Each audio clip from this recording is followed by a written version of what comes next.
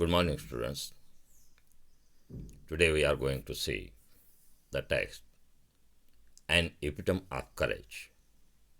In the last period that we have seen chit-chat activities. Now I read the text.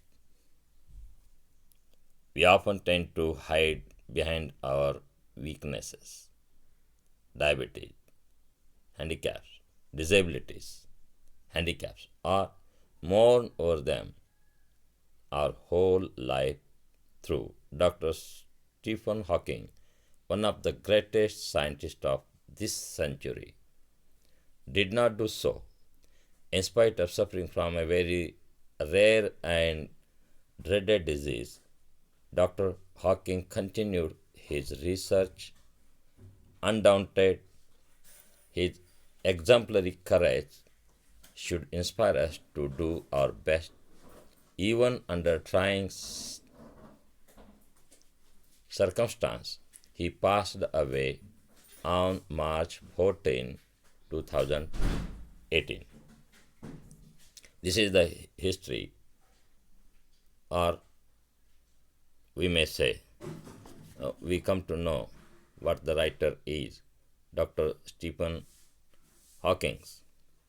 Now you see, Dr. Stephen Hawking, he is one of the his exemplary courage.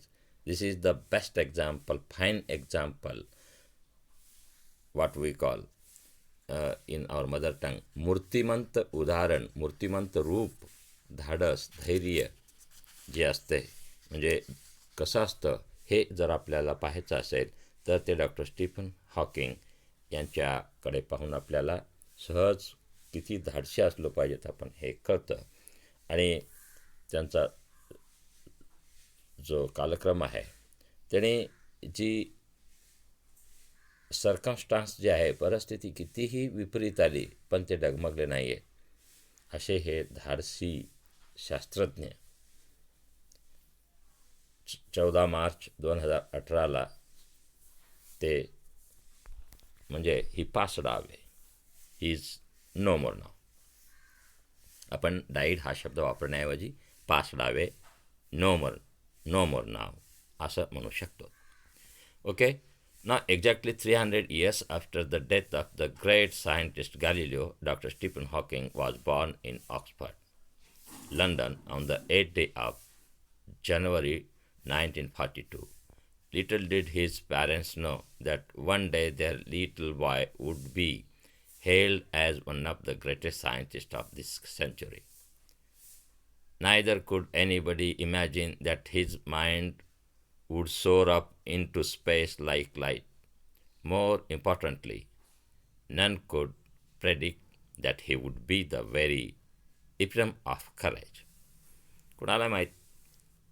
कोणालाही हे कळू शकलं नव्हतं, किंवा त्याच्या आईवडिलांना सुद्धा हे समजलं नसेल की आपला मुलगा इतका मोठा सायंटिस्ट होणार, शास्त्रज्ञ होणार.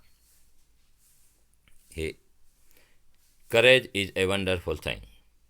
It is that quality which makes people not lose heart when faced with a great calamity. माहिती आहे धाडस किती श्रेष्ठ आहे, एक वंडरफुल थिंग आहे करेज म्हणजे. It is that quality which makes people not lose heart when faced with a great calamity. धाडसामुळे काय होतं की मनुष्याची धाडस हे काय, ते व्यक्तीची क्वालिटी आहे, गुण विशेष आहे, ते धाडस आहे. Which make people not lose heart when faced with a great calamity. अशा कठीण प्रसंगीसुद्धा त्यांचं मनोधैर्य राखलं जातं. आणि अशी ही जी लोक आहेत, धाडस काय करतं, which makes people not lose heart, अशा अपेक्षा त्यांच्या मावळू देत नाही आहेत. Wien faced with a great calamity. It would not be an exaggeration to say that Dr. Stephen Hawking, a living legend of cosmology, is the very perfection of courage and hope. म्हणजे या विश्वामधली एक अत्यंत धाडसी व्यक्ती यांच्यासारखं धाडस कुणाचं होऊ शकणार नाही असे हे डॉक्टर स्टीफन हॉकिंग आहेत, असं या विश्वामध्ये आहेत असं म्हटलं तर ते वावगं ठरणार नाही किंवा ती अतिशयोक्ती होणार नाही, म्हणजे एक्झॅगरेट होणार नाही. Except his mind, his whole body is bound to a wheelchair.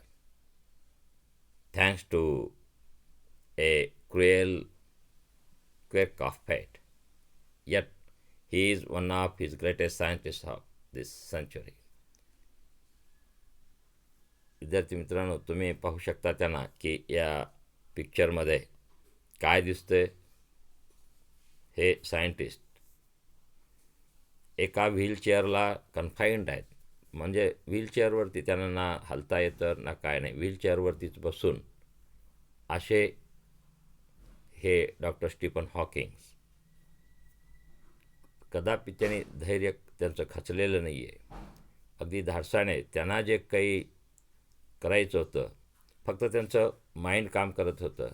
पूर्ण बॉडी ही त्या व्हीलचेअरला अगदी बांधूनच होती. हे असं त्यांच्या नशिबी क्रुएल क्विक ऑफ फेट ज्याला आपण म्हणतो, म्हणजे दुर्दैव म्हणा. Yet he is one of the greatest scientist of this century. असं जरी असलं तरी या शतकातील ते अत्यंत थोर शास्त्रज्ञ आहेत. An average child, Stephen grew up to be a normal teenager, full of mischief and lots of love for music and mathematics.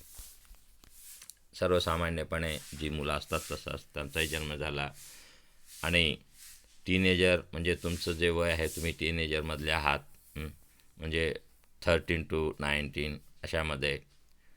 अशाच पद्धतीने full of mischiefs and lots of love for music and mathematics. अशा खोडकर तेही तसेच होते. Music आणि मॅथमॅटिक्समध्ये त्यांना खूप ओढ होती. Even though his father wanted him to study medicine, he was bent on studying mathematics. असं जरी असलं, म्हणजे मॅथमॅटिक्सकडे त्यांचा ओढा होता, परंतु त्यांच्या वडिलांना वाटायचं की माझा मुलगा मेडिसिनमध्ये डॉक्टर वगैरे व्हावा असं वाटायचं. परंतु यांचा कल हा कुठे होता? Mathematics. The University of Oxford at that time did not have a course in mathematics, so he opted to study physics instead.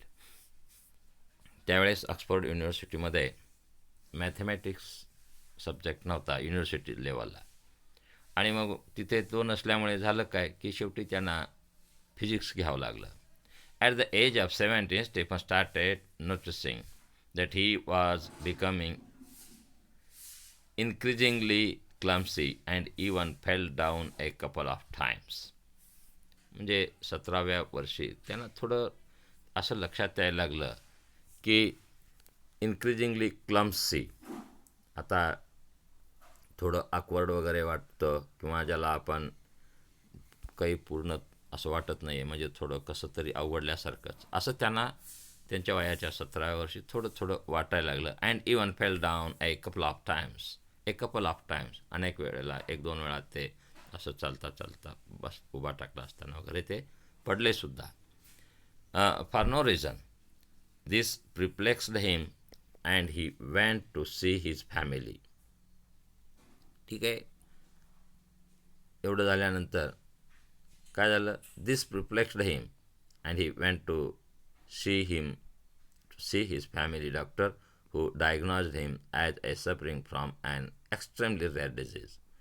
तर त्यातूनच मग ते काय केले की ही अवघड बाब आहे म्हणून डॉक्टरांना दाखवाय म्हणून त्यांच्या फॅमिली डॉक्टरांकडे गेले, आणि त्या डॉक्टरांनी असं निदान केलं की हे जे आजार आहे तो कसा आहे? Suffering from an extremely rare disease. कधी कोणाला तरी अनेक हजारांमधून एखाद्याला होतो असा हा आजार, म्हणजे क्वचित आढळणारा हा आजार आहे. Him as suffering from an extremely rare disease ALS RLOU. Gary's disease that affects the nervous system and eventually weakness all the body, all muscles of the body. यातून या आजारामुळे काय होतं की नर्वस सिस्टीम जी आपली चेतासंस्था असते त्या नर्वस सिस्टीमवरती त्याचा परिणाम होतो. एवढंच नव्हे तर मग तो वीकनेस यायला सुरुवात होतो. मसल्स मांसपेशी ज्या शरीरातल्या असतात त्याच्यामध्ये वीकनेसही यायला सुरुवात होतो. Stephen says that even as a child, his muscles coordination was nothing to write home about. He recalls that his handwriting would send his teacher into a pit of frenzy. Nor was he inclined towards sports. Nevertheless, this disease came as a bolt from the blue. तर अशा पद्धतीने हा जो रोग आहे तो अगदी हा आजार जो आहे ते एकदम अनपेक्षितपणे अचानकपणे एक आश्चर्यचकित करून देणाराच हा आजार होता. तर या ठिकाणी हा एक दुर्मिळ आजार त्यांना जडलेला आहे.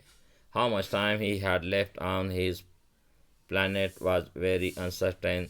The prognosis was bad, and the doctor said they could not do much. Undaunted, Stephen decided to continue his research and even got engaged to a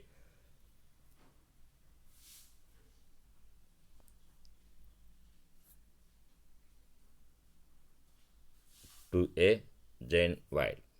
Hawking says that, ironic as it may sound, it is at this decimal stage he began enjoying life the most. This, he says, was because he started living life for the moment and continued his doctoral research work with renowned vigor. हा सगळा आजार असताना सुद्धा त्यांनी आजाराकडे सुद्धा दुर्लक्ष केलं, परंतु आपलं काम काय आहे रिसर्च करणे.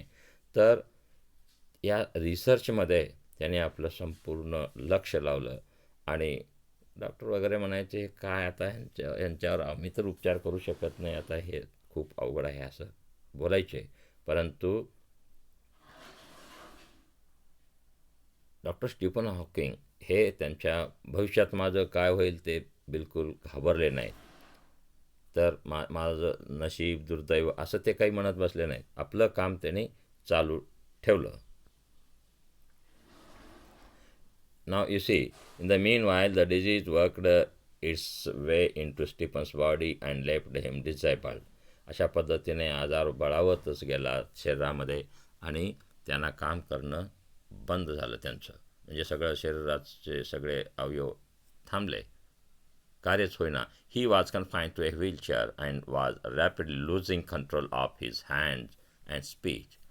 आता त्या व्हीलचेअरवरतीच बसून काय हात काम करेनात ना पाय काम करेनात, बोलतासुद्धा येईना. म्हणजे अशा पद्धतीने ह्या सगळ्या अवयवांवरती त्या आजाराचा परिणाम झाला. The study of black holes sparked his making statement that shook established theories. Scientists believe that the universe began with a big bang. To explain this concept better, Stephen invented what is known as LIE algebra. तर त्यांनी हे संशोधन केलं. LIE अल्जेब्राचं हे universe कसं निर्मिती झाली, एक मोठा बिग बँग आवाज झाला असं ते त्याच्यामध्ये संशोधन होतं त्यांचं. ते सुरुवात केलं आहे ब्लॅक होल ज्याला आपण म्हणतो. दो confined to a wheelchair with no control over his body, save a finger and with a computer to help him express his thoughts. बघा आता बोलताही येत नाही आहे, फक्त हाताची बोटे तेवढे त्या कॉम्प्युटरवरती चालवायला लागले आणि त्यांना जे काही सांगायचं आहे, जे काही व्यक्त करायचं आहे तर ते कॉम्प्युटरवरती लेखी स्वरूपामध्ये व्यक्त करत असत. Him express his thoughts. Dr. Hawking is an authority on profound subject of science. Numerous honorary doctors doctorates and awards have been bestowed on him. तर सायन्समध्ये ते विचार व्यक्त करायला लागले. खरं तर म्हणजे authority on profound subject of science, ते अगदी गाडे अभ्यासक सायन्सचे होते. तर असे कित्येक त्यांना सन्मान, डॉक्टरेट्स वगैरे सन्मान कित्येक असे त्यांना बहाल करण्यात आले, त्यांना देण्यात आले. He is fellow of the royal society. ते एवढंच नव्हे तर रॉयल सोसायटीचे, ते रॉयल सोसायटी म्हणजे अत्यंत गणमान्य व्यक्ती असतात, त्यांच्यामध्ये त्यांची गणती होती. And a member of the US national academy of science. US मध्ये नॅशनल अकॅडमी सायन्सचे ते मेंबर होते. In spite of being considered Einstein's equal in intelligence, doctor Hawking is a very humble man.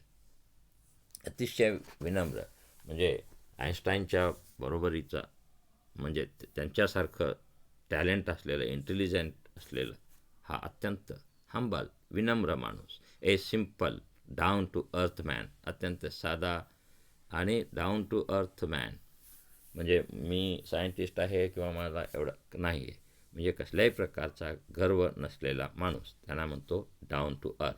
He has authored many books dealing with his awesome ideas, keeping a lemon in mind. तर त्यांनी असे अनेक पुस्तकं वगैरे लिहिलेलं आहे. Lemon in mind, it means an ordinary person without any special skills or knowledge. अशा पद्धतीचं पुस्तक त्यांनी, म्हणजे अनेक पुस्तकं लिहिली, त्याच्यापैकी हे एक पुस्तक.